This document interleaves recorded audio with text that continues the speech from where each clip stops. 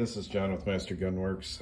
I like to do a video like this once in a while when we get a problem gun in the shop, just as kind of a buyer beware that not all people working on 2011s and 1911s are the same and putting out quality work. The customer who has this particular Prodigy, he sent it to a company, pretty well-known company, I guess, and they've got a nice looking website.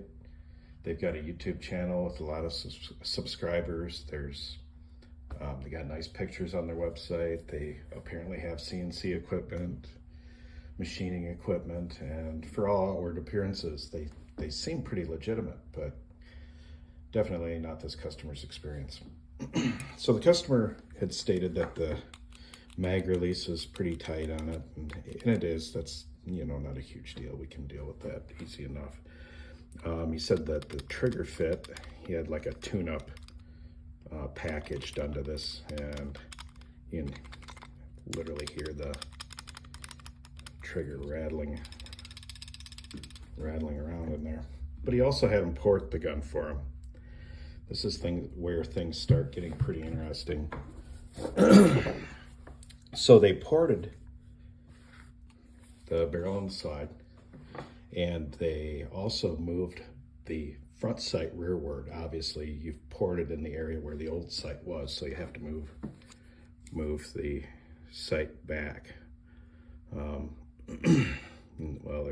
there's a gap underneath the front sight. I mean, it's not tremendous and not an enormous deal, but if you start looking at the shape and the uniformity of the top of the slide, that's where things start getting a little bit interesting. And if you take a real close look at this, I don't know how well you can see it. I'll bring a light up here.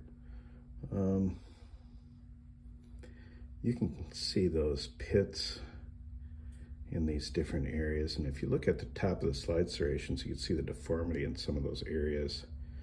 It's no longer uniform. It doesn't look the same as the front one. These are all weird and rounded off. So I don't know. This has obviously been filled with something or welded or something and then coated over top of it. Not sure what happened, if they made a mistake, cut the dovetail too deep, or what exactly happened here, but we're gonna get it apart. This is just the initial evaluation. We're gonna get it apart, take a little closer look at it, see what's going on and what it's gonna take to resolve the issues. So,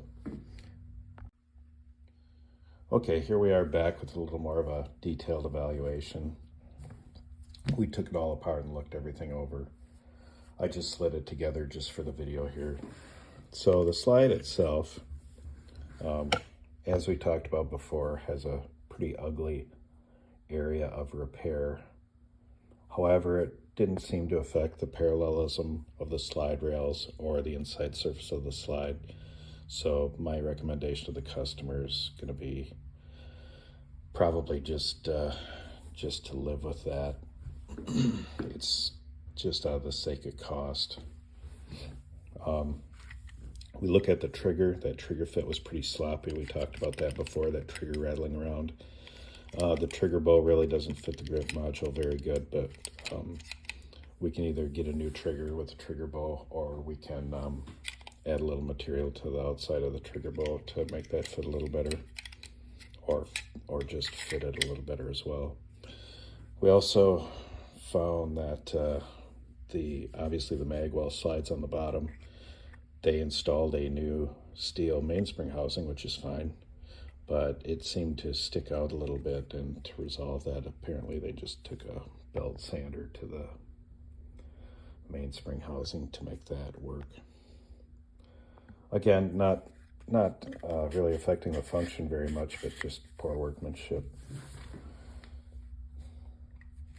That and the springs in this gun are pretty light. We're going to update those to the proper springs so we have the right balance in the gun again. And we'll follow up with the end result here, so stay tuned. Okay, here we are back with the finished product. The customer also had some additional aftermarket parts he wanted installed on the gun as long as I had it. One of those was a new mag well and a new mag catch. We resolved the issues with the area in the bottom of the slide. If you remember that, that was a lot of grinder marks, kind of nasty looking. We just polished it out nice and made it look more like what it should. The trigger itself, you remember how rattly that was.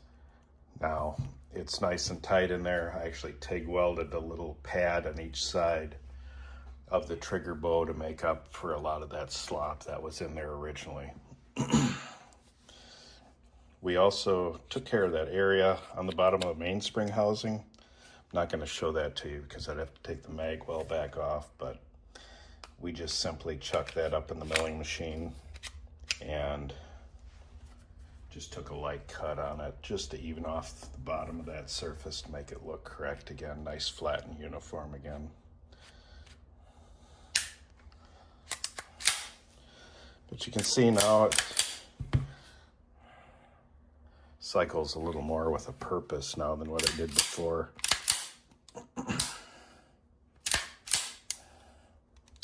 It's got the proper mainspring, the proper recoil spring, the proper trigger fit. Like I said, my recommendation on the slide itself, despite how horrible it might look, is to just leave it, shoot the gun as long as it works well. So it's ready to go, ready to send back to the customer. We tried test firing it, functions flawlessly, no issues.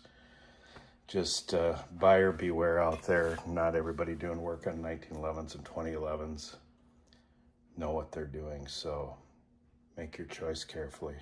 Thanks.